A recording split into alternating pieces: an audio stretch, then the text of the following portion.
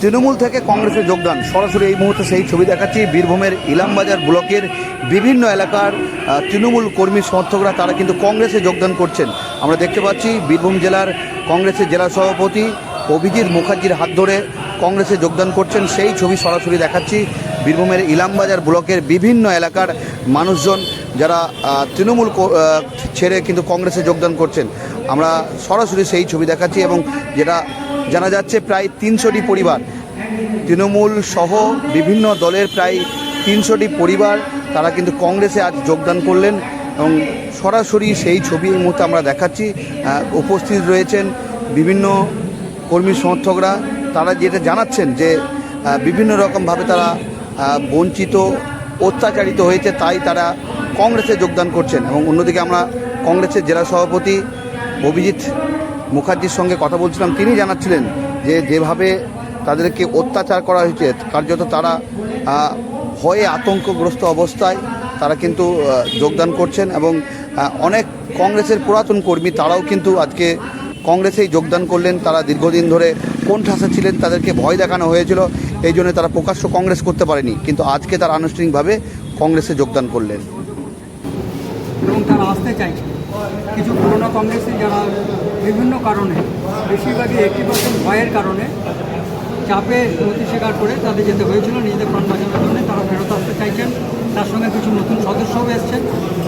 তো আমাদের একটা বেসিক প্রিন্সিপাল ছিল যে যারা তাদের মোটামুটি পরিচ্ছন্ন ইমেজ, চুরি চামারি খুন কাপুরের মধ্যে যাদের নাম নেই, কারণ লোককে তো কাজ করতে হবে আমাদের সাধারণ ভোটারদের সঙ্গে, ভোটারদের সঙ্গে। তারা যদি তাদের অপছন্দ করে তারা এখানে আপনার লাভ হবে না, সেরকম ধরনের লোক ওনাকে বলা হয়েছিল। উনি বেছে নিয়েছেন, বেছে নিয়ে তারা আজকে জয়েন করেছেন, আরও কিছু জয়েন করবেন। এই জায়গাটার নাম কি বাবু? না না, যারা পরে জয়েন করবে বাচিকার অঞ্চলে, এইসব অঞ্চলগুলো থেকে অনেক লোক জয়েন করবেন। তাদের একটা ডেট চেয়েছেন।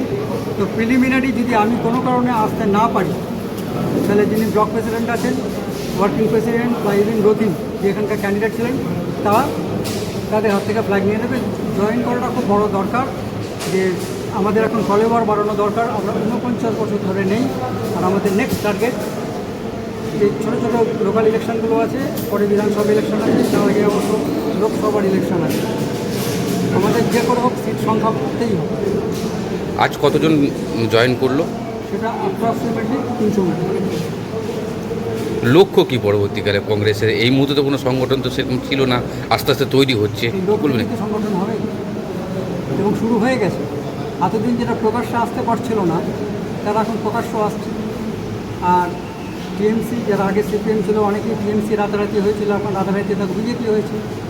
টিএমসির যে অবস্থা হয়েছে, বিজেপি যেইভাবে সেই লোকগুলোকে নিতে থাকে, তাদের অবস্থাটাই হবে। আমাদের পুরনো লোক যারা টিএমসিতে চলে গিয়েছিল বিভিন্ন কারণে, তারা ফেরত আসছে। তারা ফেরত এলেই আমাদের সাপোর্টারের সংখ্যা বাড়বে। একজন লোক আসা মানে তার পেছনে মিনিমাম 4 থেকে 5 জন ভোটার। যদি এখানে 300, তার মানে ধরে রাখুন আমাদের সাপোর্টাররা বাড়লো 1200 জন। এটা যদি আবার অন্য দলে চলে যায়, আমাদের বিরোধী দলে, তাহলে আমাদের কিন্তু লস ডাবল। এই ভোটটা তো আমরা পেলামই না, ওই ভোটটা ওতে চলে গেল, মানে ওইটা মেকআপ করতে গেলে আমাদের এর ডাবল ভোট গার্নার করতে হবে। সুতরাং এটাও একটা প্রিন্সিপাল, যারা যারা পরিচ্ছন্ন ইমেজে আছে এবং যারা স্বেচ্ছায় আসতে চাইছেন, আমরা তো কাউকে প্রেশার দিয়ে বা লোভ দিয়ে তো আনতে পারছি না, মানছি না। সুতরাং তারা ভালো মনে করেছেন, জাতীয় কংগ্রেস তাদের আইডিয়াল মনে হয়েছে, তাদের প্রোটেকশন দিতে পারবে এবং দেশের ওভারঅল কাজের মধ্যে ইনভলভ হতে পারবেন। জাতীয় কংগ্রেসকে বেছে নিয়েছে, আমরা তাদের স্বাগত জানাচ্ছি। না, অর্থাৎ সদ্য বিজেপি সরকার গঠন করেছে, সেক্ষেত্রে কি মনে হচ্ছে যে লড়াইটা কঠিন, বা সামনে যে লোকসভা ভোট আছে?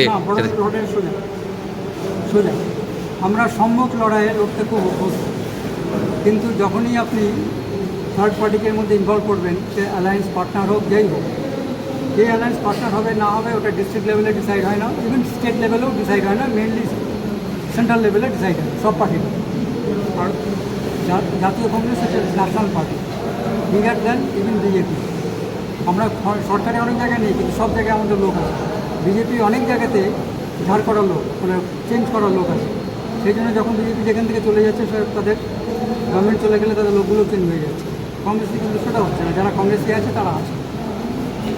আমাদের হচ্ছে সংগঠন বাড়ানো, এবং অবশ্যই সংগঠন বাড়ালে ভোট পার্সেন্টেজ বাড়ানো, যেটা লজিক্যালি উচিত ছিল, সেটা যে কোনো কারণেই হয়।